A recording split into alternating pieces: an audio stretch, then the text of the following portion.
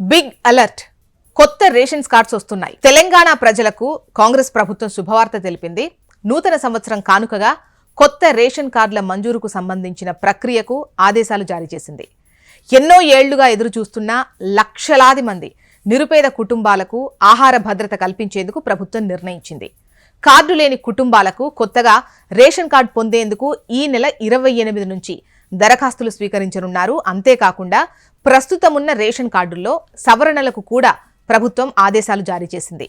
కుటుంబంలో కొత్తగా చేరిన సభ్యులను రేషన్ కార్డుల్లో సభ్యులుగా పేర్లు చేర్చడం, మరణించిన వారి పేర్లు తొలగించడం, ఉన్న చోట నుంచి రాష్ట్రం పరిధిలోనే మరో జిల్లాకు, మరో గ్రామానికి వలస వెళ్లిన వారికి చిరునామాలు మార్పు చేయడం, ఒకే గ్రామంలో ఒకే రేషన్ డీలర్ పరిధి నుంచి మరో రేషన్ డీలర్ పరిధిలోకి వార్డుల మార్పిడి అయిన వారికి ఇంటి అడ్రస్ మార్పులు తదితర వాటికి కూడా అప్లికేషన్స్ స్వీకరించనున్నారు. దానికి సంబంధించి సవరణలు చేసి అందించనున్నారు.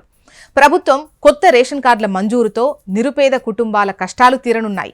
తెలంగాణ రాష్ట్రం ఏర్పాటయ్యాక గత 6 ఏళ్లకు పైగా రాష్ట్రంలో కొత్త రేషన్ కార్డులు మంజూరు కాలేదు.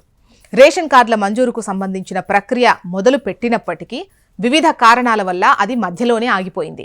గత ప్రభుత్వం చేపట్టిన ఈ ప్రక్రియకు సంబంధించి రాష్ట్రంలో కొత్త రేషన్ కార్డ్స్ కోసం సుమారు 10 లక్షల మంది దరఖాస్తు చేసుకున్నారు. అయితే ఈ దరఖాస్తులన్నీ పెండింగ్లో ఉన్నాయి. రాష్ట్రంలో ప్రభుత్వాలు మారిపోయాయి.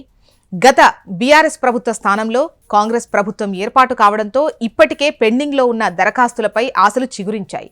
రేషన్ కార్డులు లేకపోవడంతో చాలా మంది ఈ ఆరోగ్యశ్రీ వంటి ప్రభుత్వ పథకాల ప్రయోజనం పొందలేకపోతున్నారు. 2 పడకల ఇళ్లకు కూడా రేషన్ కార్డు లింకు పెట్టడంతో కార్డులు లేని వారికి ఈ పథకం అందకుండా పోయింది.